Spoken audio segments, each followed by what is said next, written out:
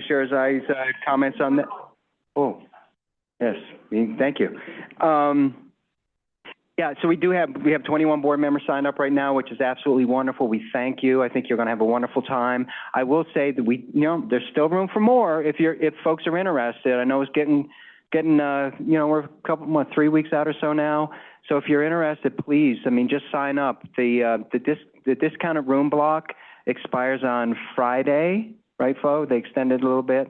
So if you're interested, please just let us know and we'll get you signed up. We'd love to have you. So please give us some consideration. I'll let that go. Awards celebration, August 26th award celebration. Nominations for the award categories closes on April 17th. So if you have folks you would like to nominate for either MetroVision Awards or Way to Go Awards or the John V. Christensen Awards, please fill out the application online and we will forward that to the appropriate people. Also, again, you're going to be hearing a lot about this over the coming months, but we really like for you to consider sponsoring a table, purchasing a table for your community. We had record number last year. I think we had 15 or 16 tables last year, which was really good. And I think it was great having all that collaboration in the room. So please give that some thought. And there's flyers on the table with specific information about the awards, the categories of awards.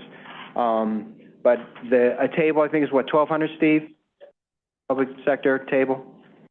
So please give that some consideration. And also want to point out that our Powerhead Colorado program is just trucking along, man. They're doing some incredible work, and you'll hear a little bit about it tonight. But I wanted to just mention that on Monday, Xcel Energy announced a large investment in the Powerhead Colorado program, our Colorado contractor hub. Xcel Energy will significantly enhance the hub's free contractor platform, adding training, financial resources, tools, and faster rebate payments, while extending its reach to heat pump contractors and customers across Colorado.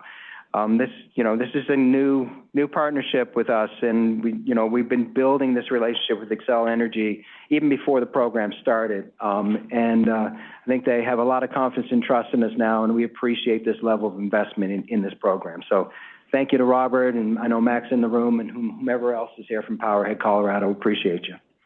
There's a couple other. Well, I guess one. I want to echo the chair's acknowledgement of Mayor Rogan. I want to thank you so very much for your many, many years of service, and you're such a wonderful person. I just so thoughtful, and we've had some good conversations through the years, and I always appreciate you. You always got a smile, which I truly appreciate, and I'm sad to see you leaving, but hopefully we'll see you again soon. Yeah. See, I shouldn't open the door, right? Yeah, I know. I thought she was nice. No, thank you. And Madam Chair, that's my report. All right, thank you very much. Next is public comment. Up to 45 minutes is allocated now for public comment, and each speaker will be limited to 3 minutes. If there are additional requests from the public to address the board, time will be allotted at the end of the meeting to complete the public comment period. The chair requests that there are no public comment on issues for which a prior public hearing has been held before the board. Consent and action items will be immediately after the last speaker. Is there anyone here in the room that would like to speak to the board of directors tonight? Jacob, do we have anyone online that would like to speak to the board of directors tonight? I'll give it a second, Madam Chair, but it does not appear so. Thank you very much. We'll close that and move on to our consent agenda. May I have a motion to approve the consent agenda tonight? Very much. May I have a second? Director Flynn. All in favor say aye. Aye. Any opposed? All right. Consent agenda has been approved. We'll move on to our first action item of the night. It's the discussion of the Metropolitan Planning Organization boundary expansion. That will be, again, with our Jacob Rieger, who is doing dual jobs tonight. Now he is going to wear the hat as the Division Director for Transportation Planning and Operations. Sir, you have the floor.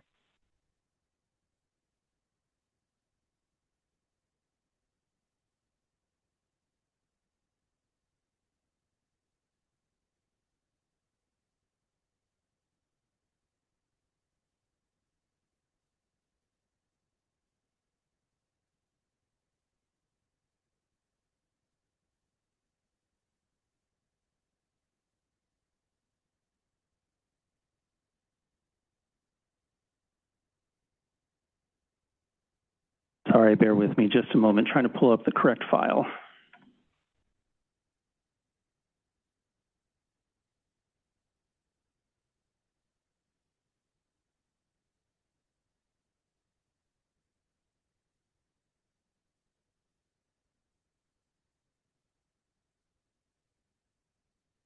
Okay, thank you, Madam Chair. Again, Jacob Rieger or Melinda Stevens, take your pick. So we talked about this item 2 months ago. So a little bit of refresher here. We have been exploring over the past year plus, we've been having conversations with folks up in Clear Creek and Gilpin counties, both the county governments and the local municipalities about the exploration of expanding our metropolitan planning area boundary or our MPO boundary to include Clear Creek and Gilpin counties. A reminder of some background here, we have a federal requirement after each decennial census, so after the 2010 or 2010 census, to look at our MPO planning boundary. And at a minimum, under federal law, we need to make sure that we include the areas that are urbanized by census designation or areas that are likely to become urbanized over the next 20 years. That's the minimum that we have to do. What we can do on top of that is also include areas where we have strong like mobility, transportation, economic development, kind of other linkages that would support kind of bringing some areas into the MPO boundary. And as you see in our current boundary, which is orange, we include the metro, sort of the urban counties that you would expect within the DRCOG region. Some of those counties, Boulder, Jefferson, Douglas, we do include the rural mountainous areas to kind of square off our boundaries, right, at county boundaries. So up to this point, Clear Creek and Gilpin counties are and have been part of DRCOG. They are part of our Area Agency on Aging. They're part of our economic development planning efforts. They're part of our state-defined transportation planning region. That's a state designation for us, the Greater Denver TPR. So they really have already been part of DRCOG, except for MPO and transportation planning. Technically, they're not, and they go to CDOT for their transportation planning needs. And so this is one of those, we don't get to do this very often, a very low-cost, minimal-cost strategy, but something that I think will yield a really high return in terms of better transportation planning coordination, synthesizing our boundaries, being more efficient, bringing them in, giving them a seat at our table, helping them advocate with other agencies. So we talked about this. We had a very good discussion 2 months ago here in front of you. We have brought this as an action item to our Transportation Advisory Committee and our Regional Transportation Committee, both of whom unanimously recommended approval. There is a resolution in your packet tonight laying out the background and the rationale for taking this action. If you do approve this action tonight, we will then write a letter to CDOT, the Colorado Department of Transportation, and include some technical and narrative documentation about the process we went through, the coordination and collaboration, GIS files, other things that we need to include to document this change. Part of the action tonight is, if needed, to also amend our Metropolitan Planning Agreement. I think it's a memorandum of agreement that we have, DRCOG with CDOT and RTD, as required by federal law, the 3C planning process, the federal Metropolitan Transportation Planning process that we lead, but in cooperation with those two agencies. We would potentially need to update our agreement just to properly reference the geography that we would be expanding. We have already been including the projects and the investments from Clear Creek and Gilpin counties within our 2050 Regional Transportation Plan that's under development. We would need to update the maps and just reflect this action once it becomes formal. And then as we get into developing the Transportation Improvement Program, this will set us up to be able to bring them in and work forward from there. So bottom line is that if you take this action tonight, we will write a letter and provide documentation for CDOT, who will review, and we've had several coordination meetings with CDOT already. They send it to the governor's office. The governor, under federal law, actually makes the determination, and then once the governor makes the determination, notifies the federal agencies, the Federal Highway Administration and the Federal Transit Administration, and that's what would make this action official. So I'm going to stop there, and I'd be happy to answer any questions, Madam Chair. Thank you. Questions or comments for Jacob tonight? I would like to recommend an approval on recognizing our commissioners from Gilpin and tonight with us. So I just wanted to recommend just making sure that everybody recognizes those folks who have been in the room at the seat at the table. I just want to recommend just the acknowledgement of you two being here with us for many years for public service. So thank you very much. So Any comments or questions? Right. We have a motion to approve the expansion of DRCOG's Metropolitan Planning Organization boundary to include the geography of Clear Creek County and Gilpin County, and to update the Memorandum of Agreement for Transportation Planning and Programming description of the MPO planning area. So moved. Director Conklin, do we have a second? Director Flynn, thank you. All in favor, say aye. Aye. Any opposed? All right, welcome. All right, thank you.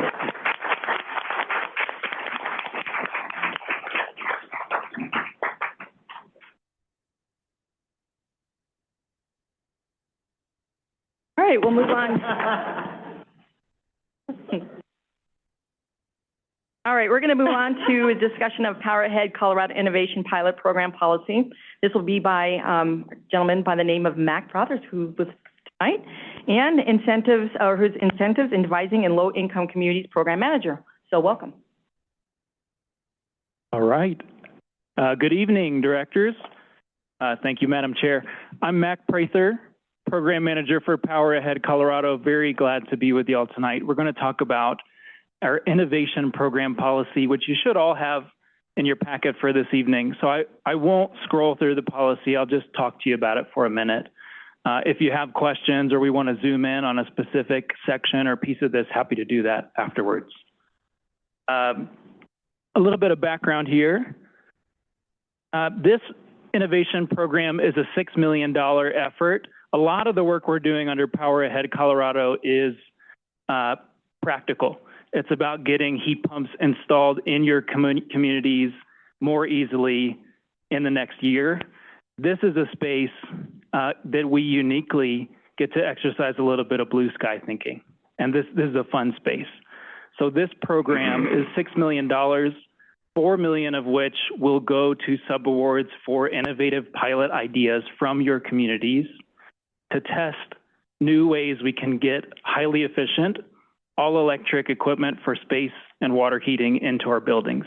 That's the mission of our Power Ahead Colorado, and this program sits within that. The goals of this program specifically are to fund targeted community-driven pilots that will test new approaches to building electrification. 2, to generate actionable insights to inform broader Power Ahead Colorado programs and really policies and programs across the region. 3, to prioritize approaches addressing market barriers where there's no dedicated funding already secured. And 4, to advance equitable access to clean, efficient buildings with a particular focus on communities facing financial or structural barriers. So all that to say, we want to test new innovative approaches that can scale up and that can inform policy and programs in the region. Y'all hear me okay? This program will have 3 rounds of awards over the life of the Power Ahead Colorado program, again, totaling $4 million of subawards. The net of that program funding for $6 million is for the design and administration for our program administrator, VEIC. We're shooting for an average of $200K per award, and for the first round, which will be opening essentially as soon as you all give us the okay, we'll have a cap of $350K for each application. We have already reviewed this policy with both our technical and our oversight committees. I know a few folks are represented here, so we just want to acknowledge that, really appreciate that feedback. And both committees have unanimously recommended that this come to the board and be suggested for approval by you all. And beyond that, VEIC has done quite a bit of community engagement to shape and form this program. They've done about 24 one-on-one interviews with contractors, community members, and CBOs that help us inform kind of the direction and strategy for the program.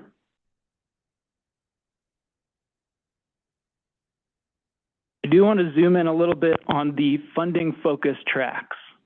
So in the policy, we outline 4 tracks for funding applications. Essentially what we're doing there is we're asking applicants to take their project idea and fit it into one of these tracks. That helps us kind of manage the portfolio over the long term and focus project ideas on concepts that we think are going to have long-term impact. I'm going to spend a minute on each of those tracks, kind of give some ideas of what a good project might look like. Again, we've kept all those tracks pretty open-ended. If you read that policy, you'll notice that there aren't suggested projects.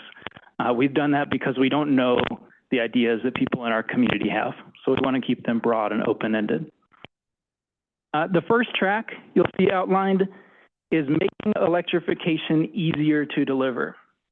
So this focuses on how we might reduce time, cost, and complexity for a tenant, business, or homeowner implementing a heat pump project in their building. An example of that might be a new technology or a new approach for a contractor who's sizing and selecting a heat pump for their customer, something that might help them speed up that process, make it more transparent for the customer they're working with, and give that information in a better way. That would be a great idea for a pilot under that track. Track 2 is demand flexibility and technical performance.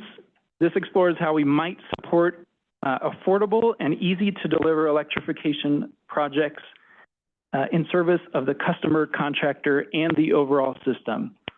So an example here could be a demand responsive heat pump water heater. So let's say you're replacing your old gas water heater with a heat pump water heater. That piece of equipment can actually act as a battery. It can store excess generation from the grid, and it's beneficial to the grid overall. So that's an approach we might want to pilot with this track. Track 3 is coordinated deployment and planning strategies, exploring how we can identify the places, properties, and portfolios where electrification can move faster and cost less. Really what we're thinking here is a neighborhood type approach. So let's say there's a development of houses that are all a certain age. They have all old furnaces around the same age. We might be able to test a neighborhood engagement there and bulk buy equipment for all the neighbors that will sign up for that project. Finally, 4 is expanding access, health, and trusted delivery. And this explores how we increase access to clean, healthy, and efficient buildings for all households, especially those facing financial and structural barriers. An example here might be working with a clinic or healthcare providers to give education on indoor air quality and explain why patients with asthma could benefit from switching from natural heating or cooking to a newer, more efficient heat pump.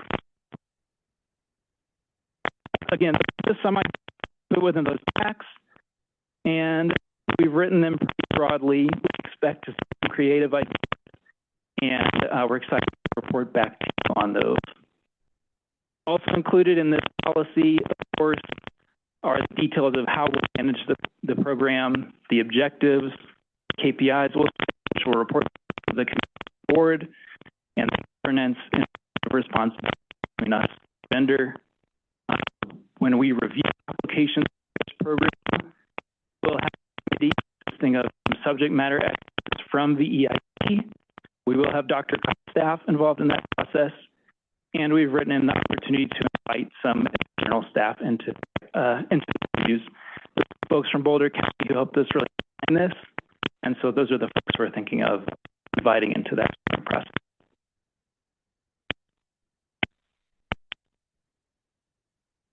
Pause. We have scoring details. Questions if folks want to any specific section policy. We really appreciate your time on this. We're excited to launch this program.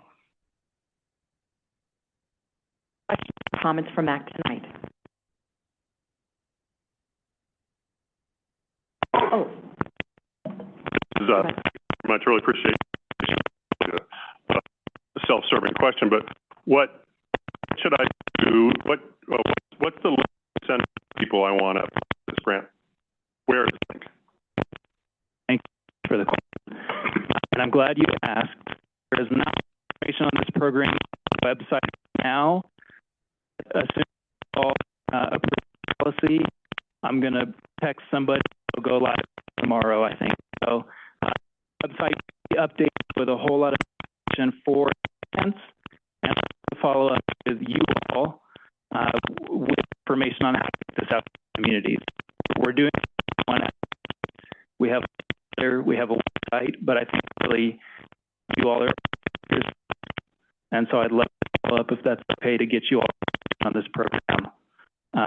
We're really looking for contractors, services, nonprofit organizations, community organizations, educational institutions, partnerships. So the eligibility is quite broad, but we'd love for you to get this out to a few in your community if anything comes to one of these tracks. Question. Dr. Scott, we'll send it out to them. Right.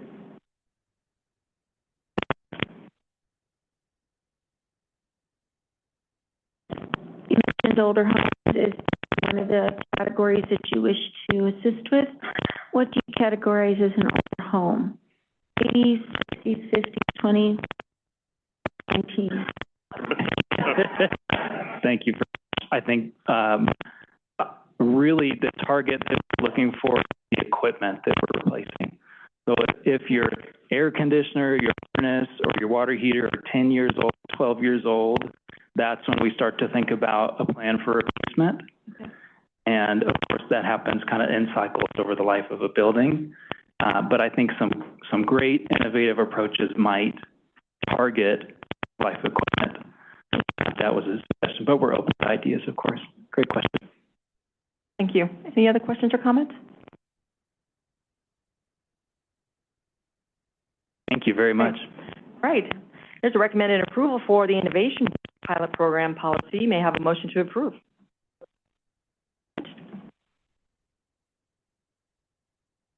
And write down names, so forget. So takers. All right. Thank you. All in favor, say aye. Aye. Any opposed? All right. Thank you very much. All right. We're going to move on to the most incredible, I'm sure, legislation update you've got tonight. So I'm going to turn it over to Rich. Thank you very much for keeping us abreast of what's going on down here in the Capitol. So I will turn this over as up here. No worries.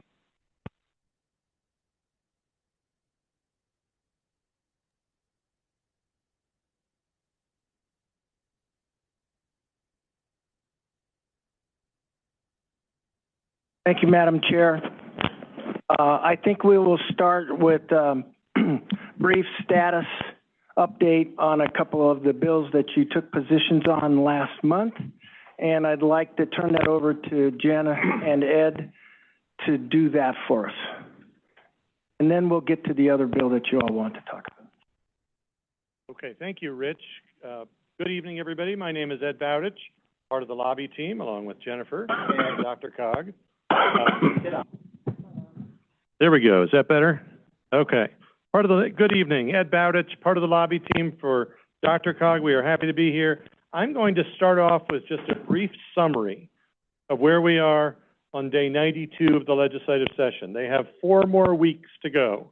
Have to get everything done. A number of items are outstanding in the terms of remaining to be solved. First one is the budget. Budget's passed the House. Today it passed the Senate on second reading. It will be up before the Senate on third reading tomorrow, go to conference and off to the governor. That is close to being finalized. School finance has not had its first hearing yet. That will be Monday. Artificial intelligence. Bill passed in 2024. It was supposed to be a compromise in 2025. Didn't work. Supposed to be a compromise in the 2025 special session in August. That fell through. Governor's office has announced a compromise among the working group, but we have yet to see a bill drafted or introduced. The Human Services Medicaid redesign. There was a proposal by the governor's office to regionalize these services rather than have every county operate these services. I'm told the working group on this has reached a framework. A bill has been drafted, but that bill will need to make its way through the process. There are 4 major bills dealing with the Department of Corrections and trying to address caseload issues and the rising costs. Those at least have been introduced and passed their first committee. Pinnacle, an idea that has been kicking around for 20-some plus years, whether the state should convert Pinnacle to a private entity and spin it off from state government. Pinnacle being the state's workers' compensation Insurance Agency. Speaker Julie McCluskey has announced her intention to introduce such a bill yet this session. A major bill on governmental liability is in the draft form. That will be coming. And data centers, we have two competing bills. They've caused a lot of angst by whomever you talk to. Those bills are still in their first committee. Maybe neither one of them passes. And finally, the PUC sunset. The PUC needs to be reauthorized in statute before the session ends. It will have its first hearing, this bill, a week from tomorrow, with 2 weeks and 6 days left in the session. So we'll be busy there. With that, I will turn it over to Jennifer for an update on specific issues. Thank you, and excuse me. And Rich, I don't know if you want to give the update on 1102, the one that diverts funds from the drive. I can do it if you want, but if you want to go ahead, go ahead. Sure, I'm happy to. So a couple of updates on bills that we took a position on, which seems like ages ago. So back in January, you may remember, we took a position on it's coming from the governor's office, House Bill 1065, transit and housing investment zones. That one is going to likely move forward, I should say. It's been stuck in Appropriations Committee for the past couple of months. Now that the budget has been finalized in the House, at least, it's still waiting to be finalized in the Senate. The House Appropriations Committee is going to start moving through bills here pretty quickly. In addition, the bill that I just mentioned to Rich, the drives bill, House Bill 1102, which diverts funding, or it sends funding to the DMV's drives account so that the DMVs have more funding, but it takes money away from the HUTF. We did learn, and there was an amendment put in that bill, that there is going to be backfill from the loss of that revenue coming from another bill. There's one of the big tax reform bills, House Bill 1298, has a mechanism where that fund is going to be backfilled.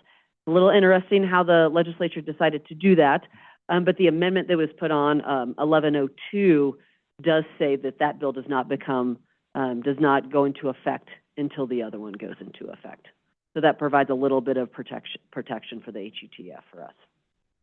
In addition, we also, at our last board meeting, took a position on one of the JBC's orbital bills. Those are the bills that follow a couple of positions that follow the state budget. I'm happy to report that we were successful in amending House Bill 1399, which was the bill that cut the multimodal options fund all the way to 2031. And that was the $10.5 million general fund transfer? Yeah. Correct. Yep. Which would have taken away from locals that are working on MMOF projects. We were successful in limiting that cut to just 1 year, so this fiscal year. We got that done in the House last week, and then we got it done today in the Senate. And DRCOG, along with a coalition of folks, we worked with CML, CCI, the 36 corridor. There were a lot of folks that were working on that, but. And on that, I'll say it's always fun to roll the JBC. Yes. And then the other orbital bill that we took a position on was House Bill 1398, which changed the formula distribution for the retail delivery fee from 85% to 85-15 split, locals, state. It switched it to 70-30. So a loss in revenue for locals for transportation funding from the retail delivery fee. Unfortunately, we weren't able to make any movement on that bill. Rich, to you. Thank you. I think those are our updates. See if there's any other questions. Otherwise, I will turn it over to Doug. Questions or comments on the updates? Over. Thank you, Madam Chair, very much. So the new bill we have for you this evening is the long-anticipated RTD bill, Senate Bill 150. And you'll see in your packet that, staff is not recommending position on that bill. We thought we should have some quality conversation about it. And I just want to, you may have noticed, and I'm sure you did, that DRCOG is included in the bill. And I just want to give you a little bit of background on how that happened. So when Senator Ball was here back in February during the stakeholdering work, we had a good conversation for sure, and I think it was expressed to Senator Ball some of the concerns that the board has there were a lot of concerns, obviously, especially on the communication with RTD and some of the logistics of working with RTD. But also there was, some concern and comments related to the gubernatorial appointments. That was a recommendation of the RTD Accountability Committee. So Senator Ball reached out to me the Saturday after the board meeting, just asked me how I thought the conversation went, and I thought it went well. Obviously emphasizing that I thought, there were some things that the board was, had some concerns about, particularly the gubernatorial appointments. And he said, yeah, he's heard that, of course, and other things. And he asked me if I had any ideas on that, and I did. Well, see, you asked.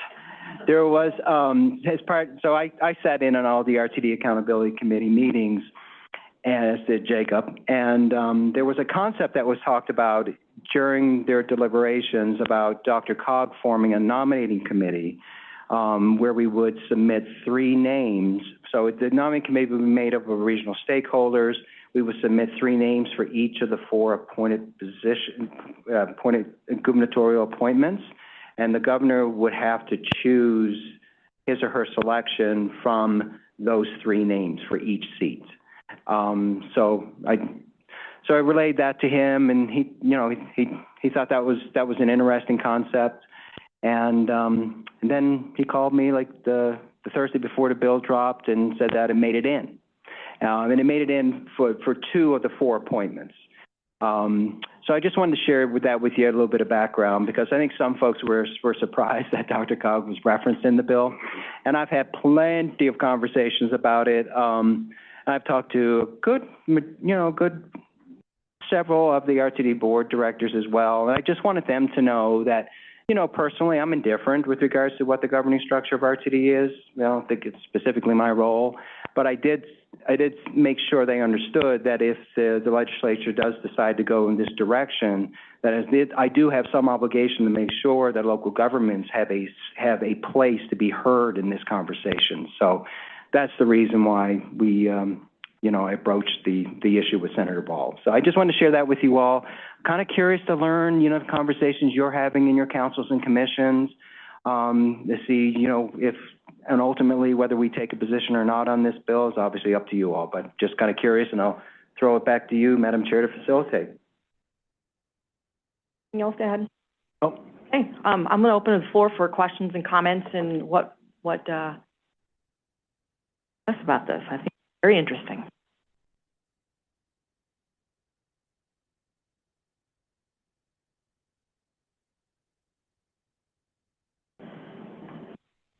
Thank you for providing that introduction on the DRCOG role in there. My question about the DRCOG recommendation or nomination committee is, actually, I got a couple questions. The first one is, will the board and DRCOG work on parameters to what that nominating committee can consider? And also specifically within terms of distribution of selections from different parts of the metro area and the DRCOG boundaries, really. And then my second question is, would the DRCOG appointments be intended for a technical nominee or elected official policy side? Madam Chair?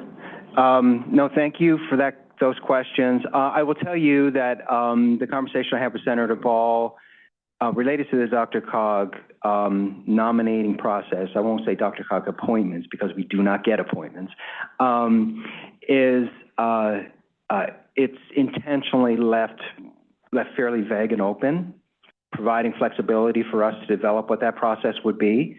I think I would suggest that, if we do form a nominating committee, that it would be made up of regional stakeholders. The concept, there are stipulations within the bill about, the expertise that that nominees should have, right? So it talks about, urban planning, public finance. There's 4 different things. So yeah, and I think it may also say in the bill, I don't have it in front of me. Yeah, I don't have it. That it talks about, does it talk about geographic? And when the governor is making appointments? Maybe that. I think so. An Okay, that was an amendment yeah. after? Yeah, exactly. Yeah, okay, gotcha. So it's pretty wide open on how we would define that, and even the process, right? So what would that process look? And I've been thinking about this, if it does survive in the bill, but, you know, we would form this nominating committee of regional stakeholders, whatever that might be, and we can set the parameters for that. And then ultimately, this group would have recommending names. Is there a process then where it would go through the board for ratification before it's sent to the governor? Of course, those names would become public at that point, and is that, what's the awkwardness of that? You know what I mean? So I think there's a lot to think about. Director Ward and then Director Flynn. Thank you, Chair. I don't really have any questions, but I have plenty to say about the bill, my delightful employer. So the Broomfield City Council took a amend position last night on this bill. There were basically 7 different amendments that we. One of them is amendment to the vacancy process. So currently in the RTD statute, which is what they are rolling over into this new bill, is for board director districts that have multiple counties in them. The county with the largest voting block, their Board of County Commissioners, fill the vacancy by appointment until the next election. Broomfield sits in District I, which also has parts of Boulder County and a little bit of Adams County as well. Boulder County is the largest voting block, so Boulder County approves. And we don't think that's quite geographically fair in terms of representation and voices. And so we're looking for essentially a vacancy committee to be established. The parameters of the vacancy committee were not nailed down. We were open to either being county commissioners from each county or a mixture of county commissioners and city council members from different counties, something like that, to fill that vacancy by appointment the next scheduled election. Some of the other concerns we had were the signature collection requirement. The bill proposed to increase it to 1,000. As someone who has had the pleasure of trying to go through that process to get it onto the board of directors, 250 was a lot. Granted, that was COVID, but that being aside, 1,000 for someone who is either not well off to pay for signature gatherers or does not have the time to take off and go gather signatures. 1,000 is a lot. So we were looking to keep it at 250, which is currently in the RTD statute. Excuse me. We had some concerns surrounding the use of ridership data for the purposes of drafting board director districts. One, because we're not sure how that data would be used, and it seems even the bill sponsors aren't entirely sure how that data would be used, although maybe they've figured that out. And so we're looking for an amendment that at least requires, trying to remember how we phrased it with staff.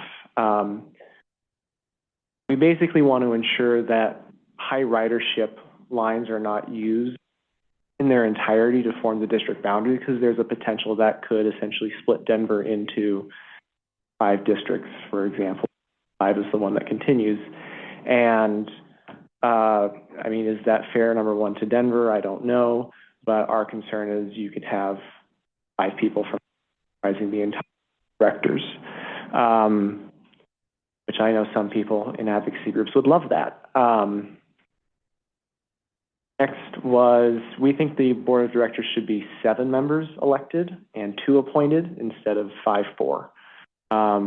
With the appointments, 1 being from the union and 1 being from DRCOG, who gives a recommendation to the governor, who obviously has to make the appointment under state law. Compensation, we think, should be compensated at a full-time. This is a very big agency that oversees a very large budget, and obviously they have not been able to perform proper oversight. I think we can all agree on that. And then tied in with that was the board chair compensation shouldn't be 150%. Of human beings involved, there are going to be power dynamics, and I don't want compensation and the ability to perform work used against other directors and incentivize power dynamics. And going over my notes real quick, I think that pretty much summarizes the issues that the Burnfield City discussed last night. Thank you very much for bringing all those up. Director Flynn.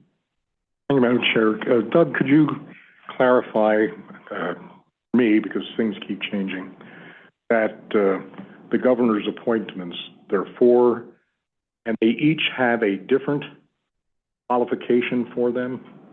Or because you mentioned finance? Correct. Yeah. Whatever else.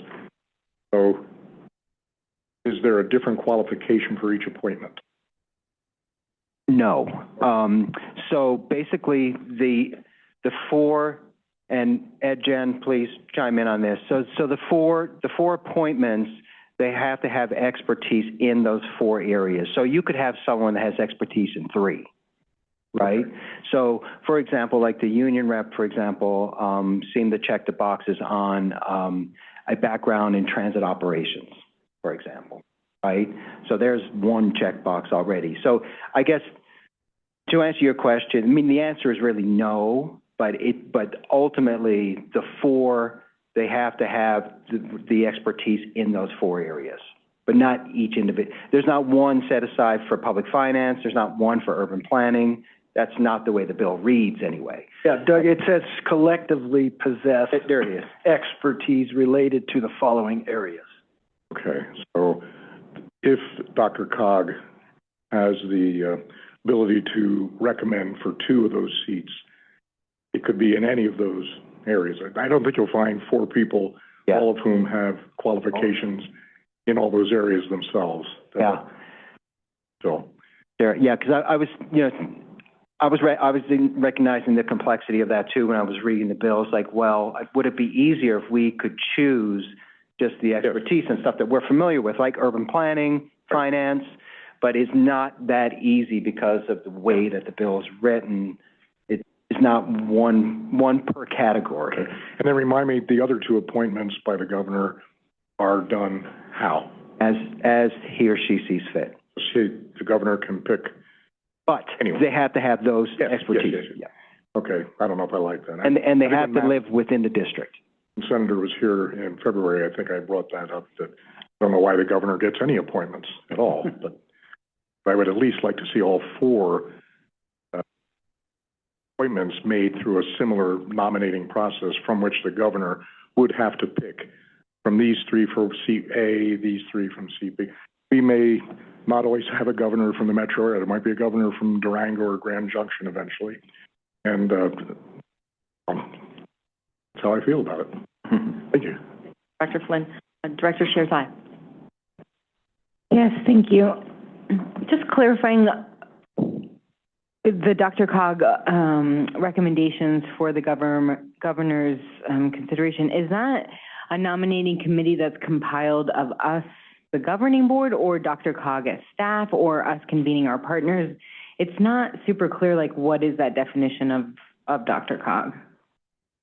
It's a great question, Director. It's silent on that. I mean, I would suggest that, DRCOG, I think you are DRCOG. So, I mean, I think in that process, it seems appropriate that in order for us, the reason we've been doing this is to make sure local governments has an opportunity to participate in this, that you would have some role in that. And we can define that at a later date, what that is. Any other questions? Oh, Director Spear. I was just going to note, we just talked about this in Boulder in our Intergovernmental Affairs Committee meeting this morning. We're going to be taking an amend position on this. we prefer having 7 elected positions. We feel that 500 signatures would be sufficient, and we're hoping that the governor appointees could address some sort of representation need that is not represented among the elected group on the board, but that would help, whether it's geography, size, who's represented on the board, something like that. But we're really hoping to have some more specifics there in terms of what's the need being filled by those appointees. Very much. Other questions or comments? Go ahead. Go ahead. I'm sorry, if I may, real quick. I just wanted to, because I mentioned the 4 expertise areas, so I just want to read them. So it's finance, such as public finance, municipal bonds, capital planning, budget oversight. The second one is land use and multimodal transportation planning, such as transit-oriented development, regional planning, or urban and rural mobility. Third one is transit operations, such as public transportation management, fleet operations, scheduling, or system performance. And the last one is transit agency programs serving disproportionately impacted communities, such as communities affected by environmental justice, disabled communities, low-income communities, or transit-dependent communities. So, excuse me, and there is a union member overlay on that too. So one of the members has, as currently written, has to be a former or current union of the largest bargaining body, right? Could you also relay what the RTD board at the? Yeah, actually, I don't know. I've heard it from third party, but I know their executive committee has taken up this bill. They went through a lot of votes on it, 12 or so votes. I know Karen is here tonight, and I think that's about right. It was more than 10 different votes, and ultimately, I think they decided to monitor the bill as a formal position of the DRTD board.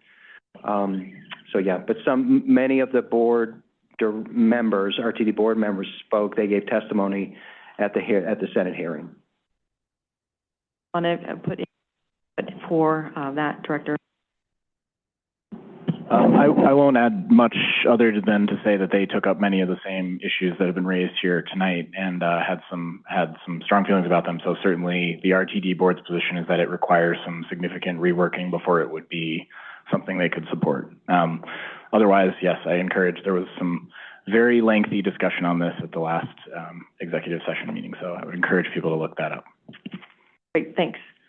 All right, so in our package tonight, staff is recommending a position that we need to, is requested by us tonight. So I would open the floor for an amend or monitor or support or oppose. Mr. Ford. I'll motion that DRCOG take an amendment position on SB 26-150. Second. Or further directions or amendments or discussion?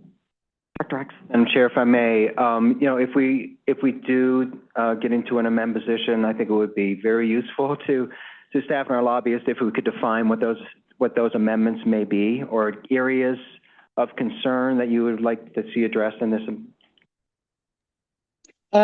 Chair? Yes, Director Coombs has her hand raised. Director Coombs? Yes. Director Coombs, go ahead. Yes. So from Aurora, our amend position actually included that all directors with a vote should be elected, and that if there are to be appointees, they should be ex officio.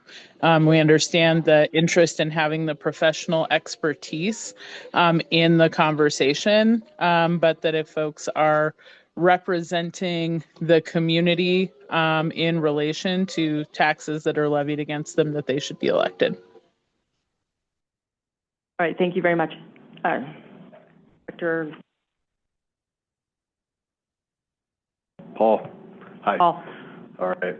I know there's a motion for amend. What I would just speak to the motion is that maybe monitor is better. There's communities that have much different, I think, views and different amendments. Denver City Council and Mayor are teetering on opposition at this point, working to look for some amendments that certainly could, I think, conflict with some of our neighbors and some of the things that they'd like to see, and we always want to be a great neighbor.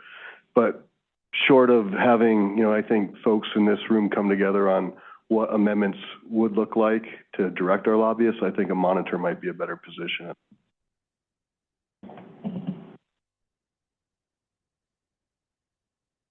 Director Mulvey. I concur with most of the comments by Mr. Ward, except for the signature requirement. But I also wish to speak up for colleagues from Douglas County who aren't here.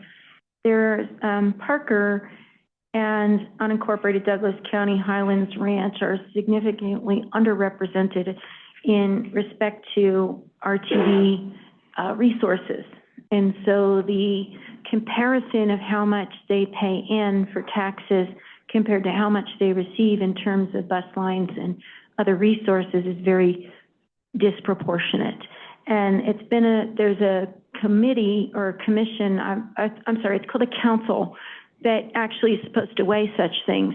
And so my concern is with the appointments being based on ridership and other such metrics, because then these communities would further then be left out further. If I could say furthermore, I would emphasize it, because the leaving out of somebody by adding a metric which further leaves them out, it just amplifies the negative impact. My second comment is that for Front Range Passenger Rail, it's a district similarly.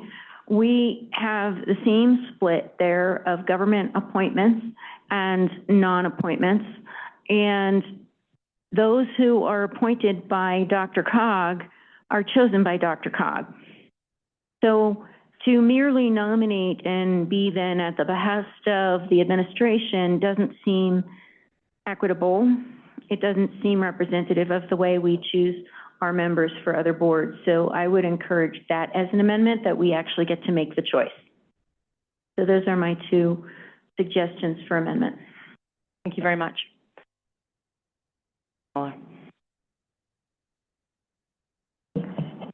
We talked a little bit about this in Westminster as well, and I would say I would piggyback on to Director Mulvey's point about having DRCOG actually able to select the appointees, because that was important to us to have that local representation. And regarding, I think one of the other potential amendments would be to have less signatures. That was a concern for us, and we didn't really get into the number of board members that should be elected or not. So I think those were the two that kind of stood out. So thank you very much. I'm trying to write all these notes down so we can take, I mean, if the amendment so passes for and seconded is already in the discussion time frame, that if we go down this amendment, we will have to direct staff to lead amendments down there, or take a acting monitor and take our considerations in our amendment sponsors on behalf of DRCOG. So I'm just going to open that up if you want. Thank you, Chair. I am content with keeping the amendment position that I led our motion for, but if we would like to set it so it's very specific, where we're only going to seek amendments related to DRCOG being the one that makes the appointments and not merely makes a recommendation to the governor's office. The signature requirement, I gather, is something y'all can get behind. And then I don't know if the board would like to take up the elected versus appointment number. I don't know if there's enough consensus on that, but certainly those two, I think, are amendments that I think the board has somewhat of consensus from what I hear. So less signatures and appointments versus elected. No, it was DRCOG makes the appointment instead of just makes a recommendation to the governor's office.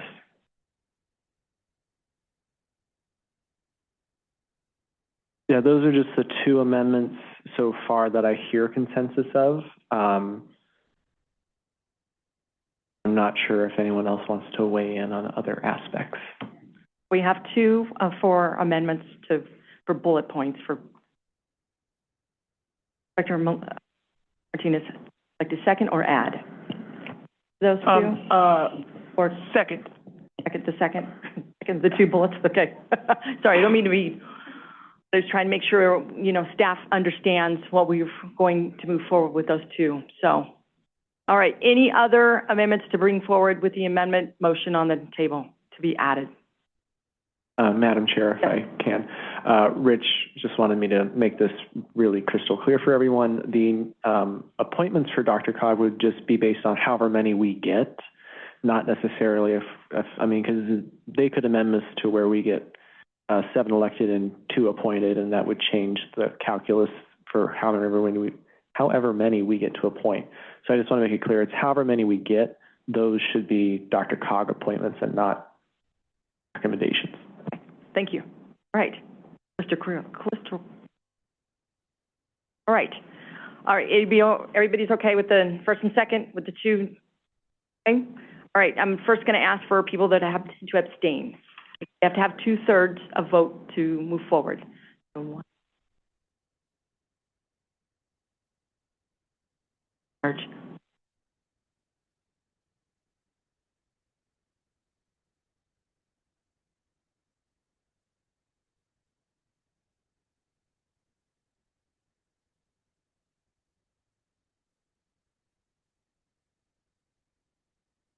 all those in favor of the motion that's on the table? And aye.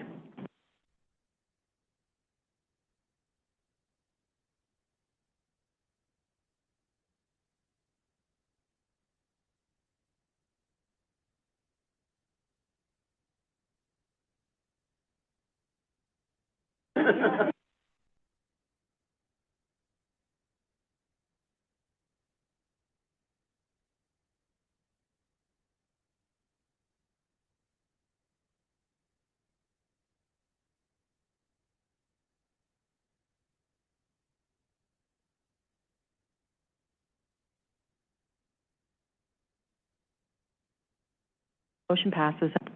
Thank you very much for everyone's consideration. You've heard our comments.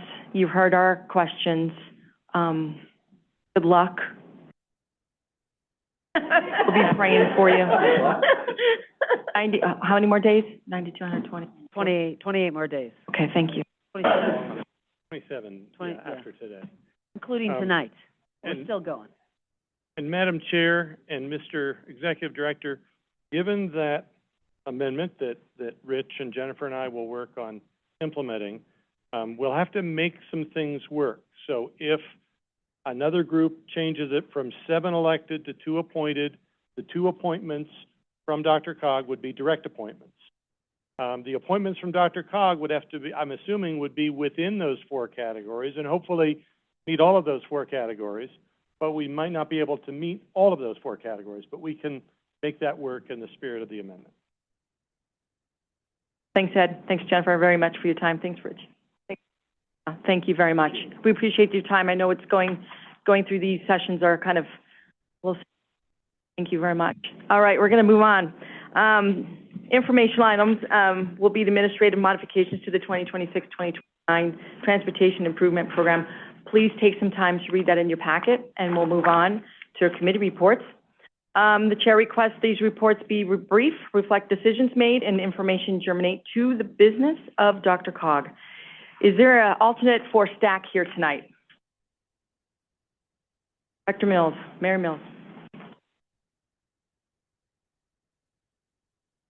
There we go. All right, sorry, I'm just pulling it up. I came in late tonight. Just one moment.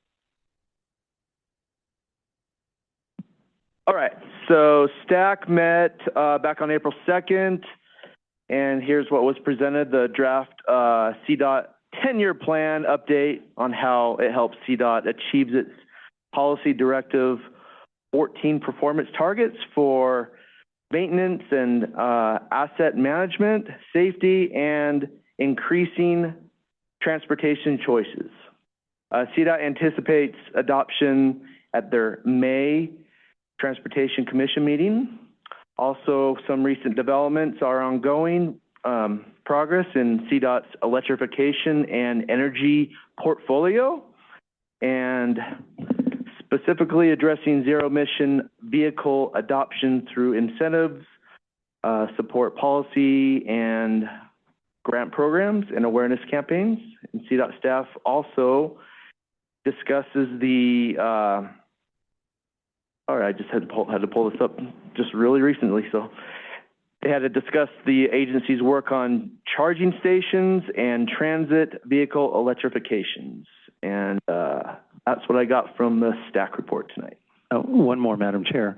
Also, they gave an overview of the agency's efforts to address roadside vegetation management related to wildland fire mitigation. Thank you. We'll move on to Metro Mayor's Caucus. Director Harmon. Yep, we had a meeting earlier this month and we talked a whole lot about housing. We, of course, are building the Future Housing Coalition. That's through Civic Results, which is the umbrella over Metro Mayor's Caucus. We're creating a toolkit that municipalities can take and implement to make sure that we're doing everything in our powers to make housing income aligned and do a better job of creating housing for all. So that's what we've been working on. We'll move on to Metro Area County Commissioners. Thank you, Madam Chair, very much. The Metro Area County Commissioners met on Friday, March 20th. And just a couple things. So they talked about some legislation, specifically some of the legislation that each county has had a particular interest in. And then we got a presentation from our very own Jayla Sanchez Warren about the demographic shifts within the older adult population. So that's it. Thank you. Very much. We'll move on to Advisory Committee on Aging. Jayla Sanchez Warren. Good evening. Rich gave us a legislative update. The committee saw the same presentation about Right Alliance that you saw in the month before. We had a presentation from Frank Bruno, the Executive Director of VO, longtime contracted service provider for the Area Agency on Aging. He talked about the challenges. He's also our biggest provider of transportation services in the region. The challenges that they're facing, funding cuts, particularly in the multi-funding transportation fundraising. They do a lot of fundraising, competing with large national app-based companies. Good news is they're going to receive $800,000 from SB 24-230 to expand paratransit services. They're testing smaller electric vehicles, but are trying to find the right one to fit wheelchairs and to lock down wheelchairs safely.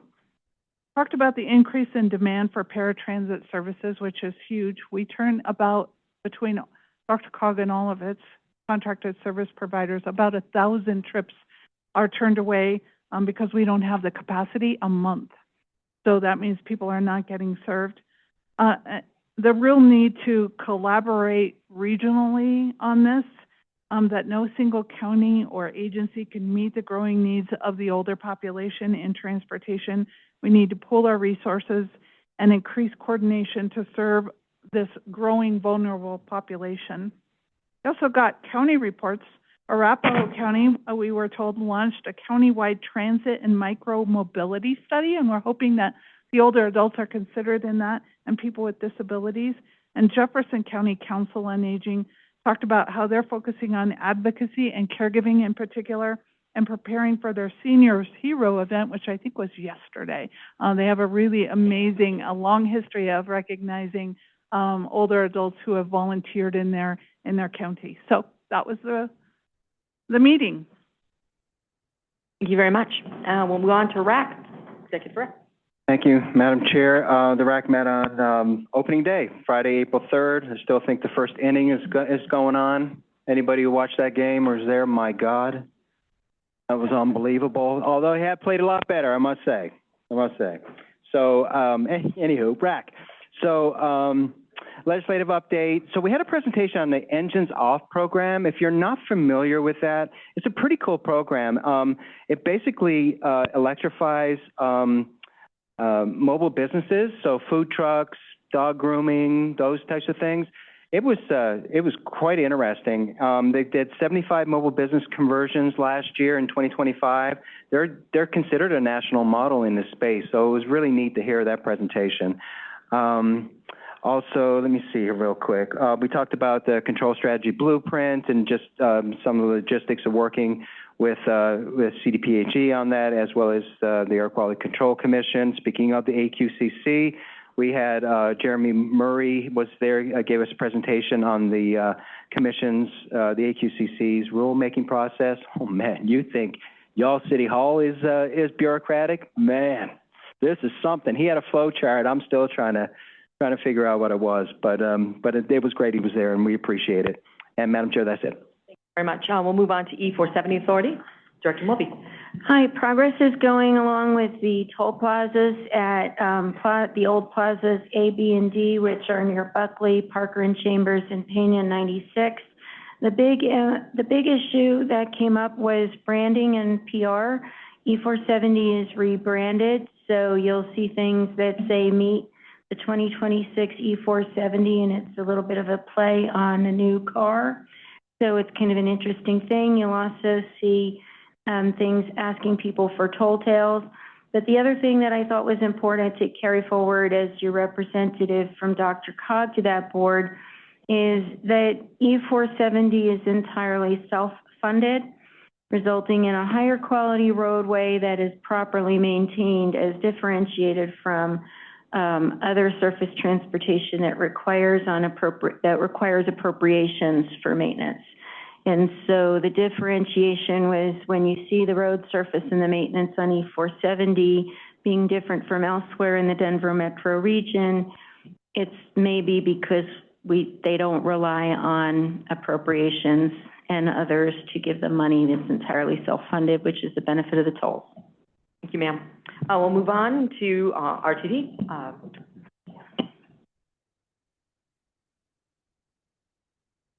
Not here. Great. Okay, so RTD, we have a couple of things going on that are of particular interest to this board. One is our partnership program, which where RTD funds community-based mobility projects in its, I believe this is the 4th year. So that call for projects is open now and applications close at the end of April. So please look for that, and we welcome. I know a lot of people in this room, again, have participated in that in the past, and it's been a very successful program. The other thing from a project standpoint is we have recently kicked off our comprehensive operational analysis, which will analyze all of our services, fixed route, paratransit, demand response, and others. We will be engaging with this group extensively as part of that process, and look forward to coming back to you all soon with some initial findings and a more detailed engagement plan with how you can all get involved in that. And then finally, in a bit of lighter news, we've recently upgraded our digital signage. That will be rolled out system-wide, but you can see some of that new digital signage now at Union Station, and we're very happy with it. So that's all I have. Thank you much. Thank you very much. If you parked in the parking garage, Jacob has your stickers to get out, so please see him before you leave. Our next meeting is May 20th. Are there any matters of members tonight before we adjourn? May I have one moment? Yes, ma'am. Thank you. So this is, as you've heard twice now, my final, some of you heard it 4 times, my final DRCOG meeting, and I just really want to express my gratitude to Executive Director Rex and the rest of the DRCOG staff. I have learned so much from all of you. I'm so thrilled to have been included, and to my colleagues, thank you. I have learned so much from each and every one of you and have enjoyed our interactions, and you never know where you'll see me around again. Thank you.